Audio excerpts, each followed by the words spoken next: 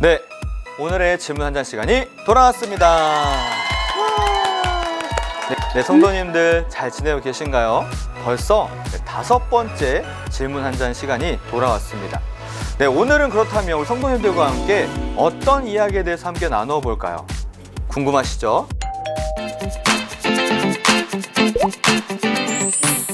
목사님, 지금 우리는 사순절 기간을 보내고 있는데 사순절은 어떻게 보내는 것이 가장 의미 있을까요?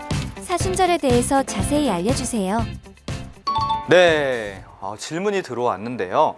네, 이 사순절이라는 것 아마 성도님들도 많이 궁금해 하실 거예요. 이 사순절은 우리를 위해서 이 땅에 오신 예수님의 십자가 고난과 부활을 기억하기 위하여 만든 절기입니다. 그런데 놀랍게도 이 40일이 그냥 1일, 2일, 3일, 4일 이렇게 진행되는 것이 아니라 부활전 주일을 제외한 40일의 기간을 뜻한다라는 것이에요.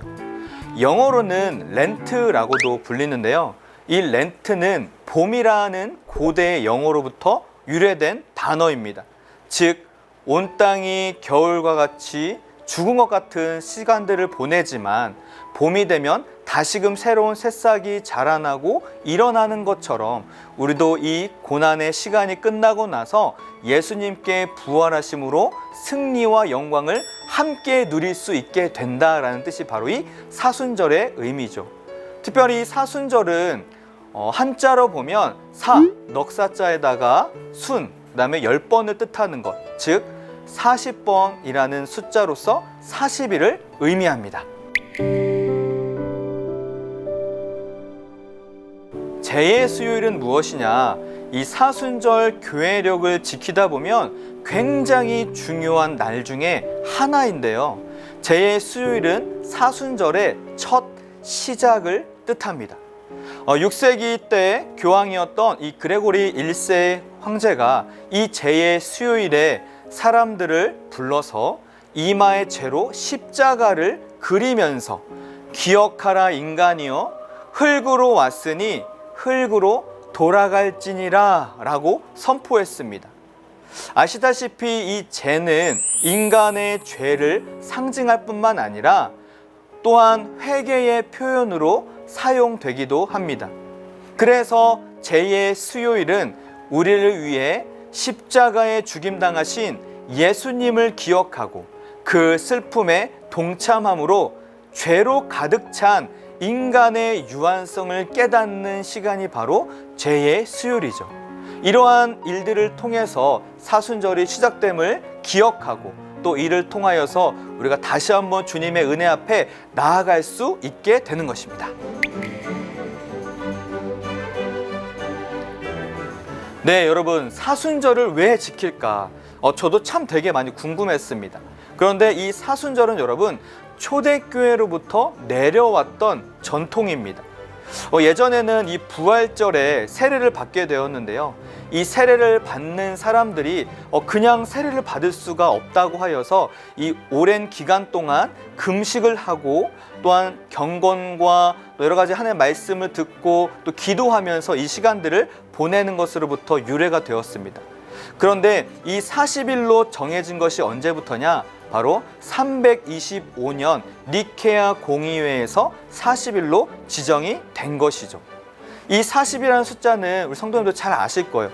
모세가 하나님으로부터 십계명을 받았을 때 40일, 40야를 하나님과 함께 동행했던 시간 뿐만 아니라 예수님께서 광야에서 시험을 받으셨을 때의 그 40일의 시간, 또한 엘리야가 그 호렙산으로 가기 전에 광야에서 머물렀던 그 40주 40야의 기간으로 이루어진 날이 바로 이 40일입니다. 이 기간 동안에는 성도들은 기도로 영적인 훈련과 자기 반성의 시간을 갖습니다. 자신의 생활을 최대한 절제하고 거룩과 경건에 힘썼습니다. 뿐만 아니라 하나님과의 화해와 회복의 시간, 또한 다른 사람들과 깨어졌던 관계들도 회복하는 시간들로 사용되어졌던 게 바로 이 사순절이죠.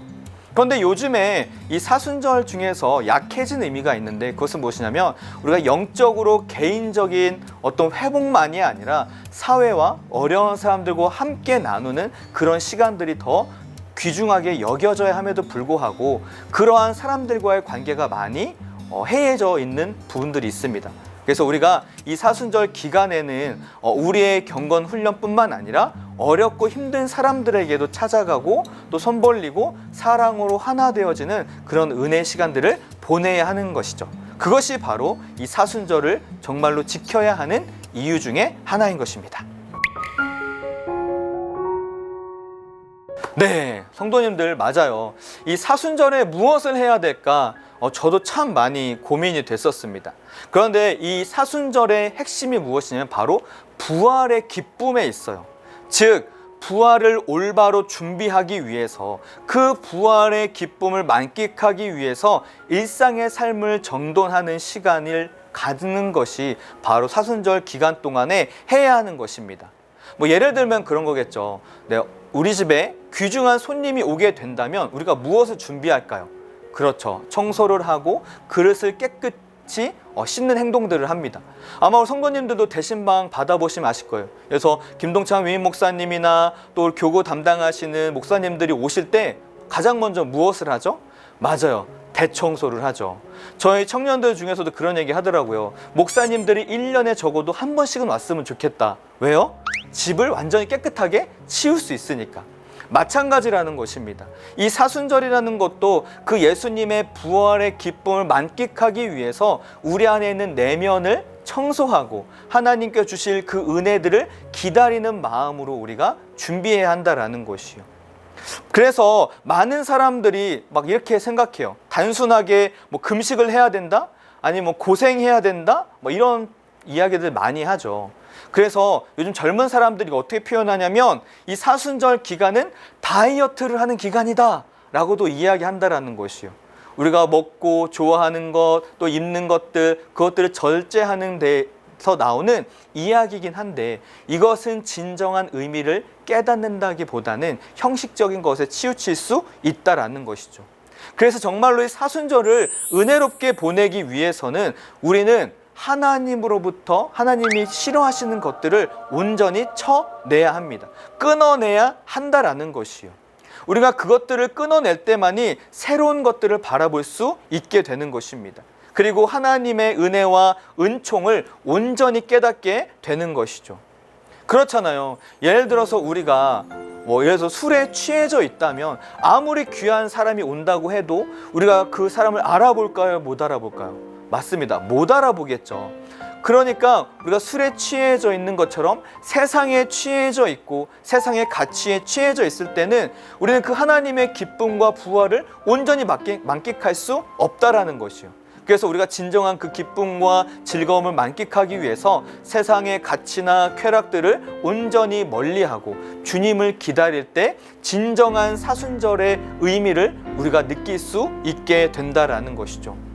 그러니 사랑하는 성도 여러분, 우리가 해야 할 것은 어떻게 보면 또 뻔한 이야기인지 모르겠지만 정말 기도와 또한 말씀 또한 또 하나님이 기뻐하시는 것들을 우리가 이루어내야 한다라는 것이죠. 그래서 진짜 소중한 것에 대한 가치를 우리가 온전히 깨닫고 또 그 기간 동안 절제함으로써 영적으로 준비되어져 그 하나님의 부활에 함께 동참하고 하나님의 크신 은혜와 사랑을 마음껏 누릴 수 있는 우리 광석교회 성도님 되시기를 주님의 이름으로 축복합니다. 와! 네, 성도님들 어떻게 잘 들으셨나요? 네, 제 수요일이 2월 17일부터 시작되었습니다. 우리가 이 사순절 기간 동안에 정말로 경건과 또 절제의 삶을 살아내시고 주님이 주시는 은혜에 더욱더 흠뻑 취해보시는 것은 어떨까요? 항상 코로나19로부터 또 건강하시고 또 더욱더 말씀과 기도와 찬양으로 날마다 승리하시기를 바랍니다. 자, 저는 이렇게 마치고요. 다음 6화에는 누가 나오실까요? 우리 모두 기대하는 마음으로 또 기도하는 마음으로 또 기다리는 마음으로 다음 화에 또 만나도록 하겠습니다. 안녕. 뿅. 아, 사순절 기간 동안에 이거 유튜브랑 이런 거 보면 안 된다 그러는데 아, 끊으셔야 돼요.